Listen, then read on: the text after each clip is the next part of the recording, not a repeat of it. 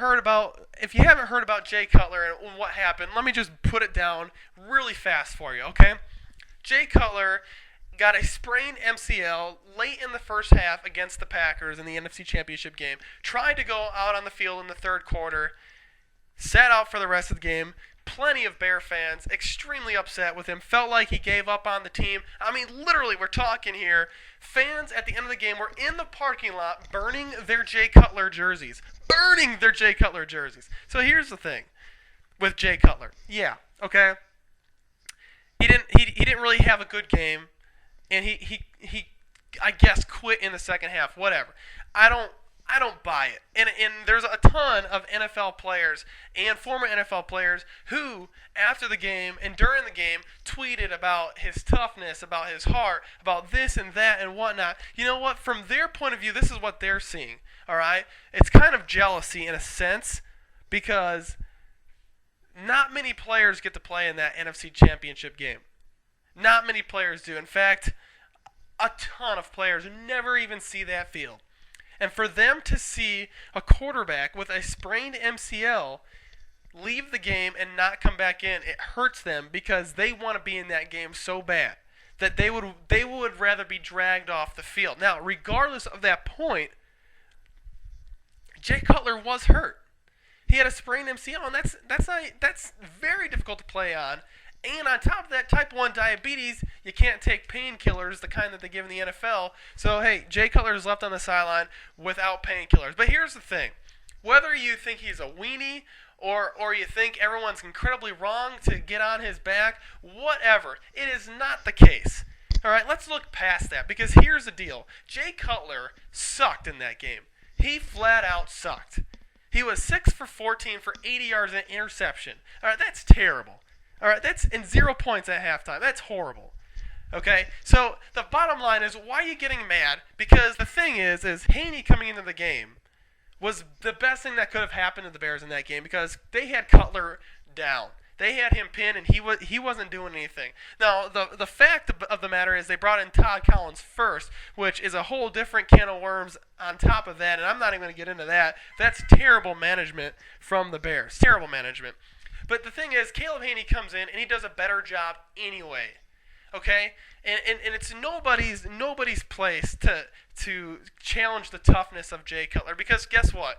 None of us are NFL players. None of us take 350-pound guys smashing into us and throwing us to the ground, falling on our bodies. Nobody takes that kind of beating, so none of us can question a toughness from the kid. All right?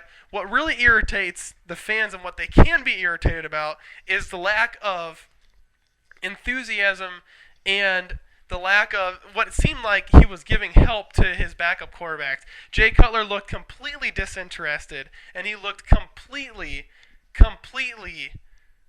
broken. I mean, the guy looked like a little child whose mom just told him to put his tie on and go to church. That's what he looked like. I mean, he did not look happy. He didn't have any ice on his legs. He didn't look hurt.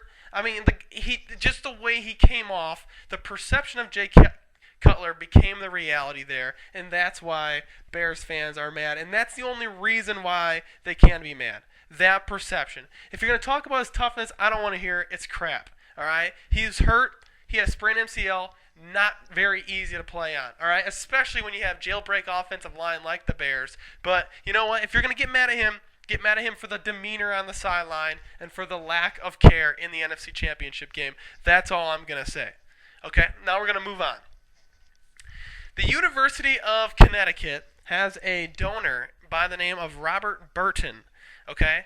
Robert Burton, over the past 4 or 5 seasons, has donated $7 million. $7 million to the UConn football program. All right, they were able to renovate. They were able to do this and that. I mean, if you remember, the UConn football program was terrible. I mean, they've been terrible, and they still aren't really that great. But here's the bottom line: they played in the Fiesta Bowl this year. Granted, they got their butts handed to them by Oklahoma, but they made the Fiesta Bowl a BCS game. All right, whether you agree with the way the BCS is set up, whether they deserve to be there or not, which they didn't deserve to be there, they were there. So, I mean, UConn, the school as a football program, has come a long way in the past couple of years. And it's really, a lot of the help has come from this donor who's donated millions of dollars to the program. Okay, so now UConn loses their coach and they hire a new one. The donor wants his money back. Robert Burton wants his money back, and here's why. He feels like he wasn't consulted about the decision to hire this new coach, and on top of that, he's not a big fan of the new coach. He's really not. So here's what he's doing. Mr. Robert Burton wants to pull his money out and get it all back and give it to a different part of the school, simply because he doesn't like the coach. Okay, now many of you say, yeah, he's a jerk, whatever, what a d-bag. That's fine, this and that, because when you give a gift, it's a gift, and you don't expect anything in return. Okay, right? That's the world, right? That's perfect. That's how it should be, right? You give a gift, and you don't expect anything in return. Well, here's the fact of the matter: is that's not really how it works, especially with donors in college football. All right, you're going to give millions of your dollars to a program.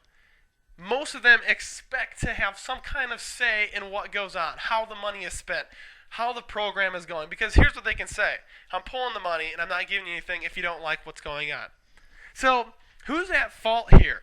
Is it Robert Burton for being a complete animal and wanting to pull his money away from UConn? Or is it UConn's fault? Okay, is it their fault? Is it their management, their athletic director, and is it whoever accepted this money? Is it their fault? Because here's the fact of the matter. Okay, when you accept money, that much money from someone, you better expect for them to want something back, especially in a football program in today's NCAA football. Okay, and if you don't, you're stupid. If you don't think that if you think that you got that for free, you're stupid.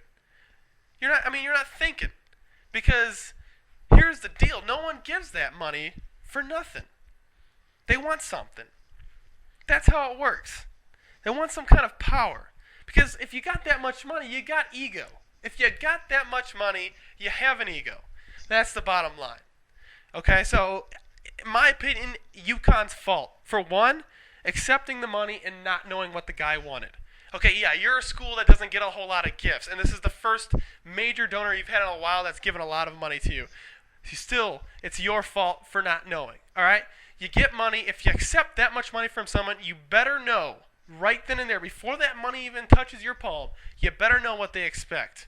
And you better get it down on paper, and you better get a signature on it. Because someday down the line, when they want their money back, you can say, look, here's the contract. You didn't say this was part of the deal. You can't have your money back. Well, thank you once again for tuning in to the Just Cuz Show with Jake and Scott. This has been the special segment, Scott Sports Spot. Make sure if you have any comments or disagreements with me to leave a comment. Facebook, YouTube, email us at thejustcuzshow@gmail.com. Once again, I'd like to thank you for tuning in, and stay tuned for more Just Cuz Show with Jake and Scott. Thanks, guys.